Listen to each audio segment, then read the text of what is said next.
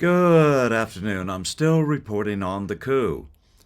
I believe that Joe Biden will resign sometime in the near future, like before the Democrat nominating convention on August 19th through 22nd. Why? Because of one big reason. He has tremendous legal exposure if Trump wins. There would be no Mr. Nice Guy, like incoming President Gerald Ford did for Richard Nixon, namely giving him a full pardon. No, if Biden took that chance, he would be at considerable risk of spending the rest of his life in court, if not jail. But it's not only he who is at risk. Multiple members of his family have been the recipients of questionable financial transactions, which looks a lot like a not-so-sophisticated version of money laundering, with the big guy at the top of the pile. There is no way his family will allow him to risk their necks with long-term jail sentences for participating in his long-duration crime spree. His number one priority has to be an ironclad pardon, and there's only one way to get that. Now, there are a couple of different variants of how this will go down, but number one is the most likely. Sometime before the convention, he resigns, and Kamala becomes president if she promises to grant he and his entire family a full pardon. After that, Kamala and Gavin Newsom slug it out at the convention along with anyone else who wants to take a shot. It would be a very interesting and furious hot mess of anti-Americans battling it out for bragging rights to the glory of the kill of our beloved Uncle Sam.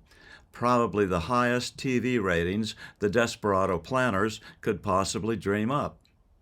Hillary could even jump in again, or Michelle Obama at that point. Of course, if the Desperados want to give their candidates the most time to interest the American public before the convention, then the sooner the Biden name is taken off the front page of every news show every day, the better.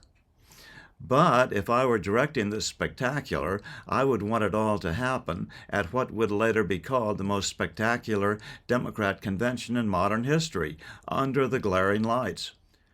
The only other possibility would be if Trump stumbles in a major way, either accidentally or deliberately, in the next 5 months. Of course, that's why Nikki Haley is still in it, the just-in-case hopeful.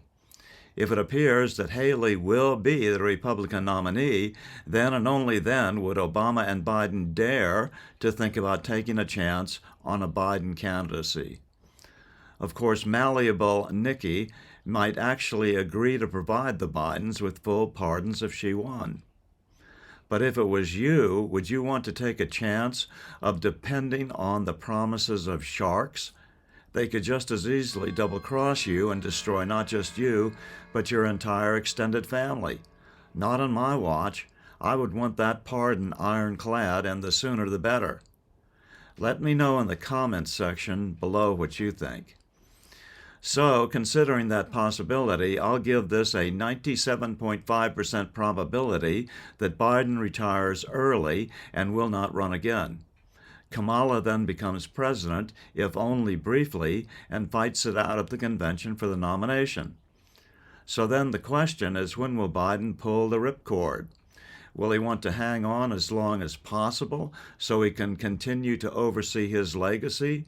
Maximum damage to the United States of America at the behest of the Chinese communists? Or will he drop fairly soon to give his successors maximal TV time before the convention? Please take the time to throw in your 2 cents in comments below. I'm still reporting from just outside the one-time citadel of world freedom. Good day.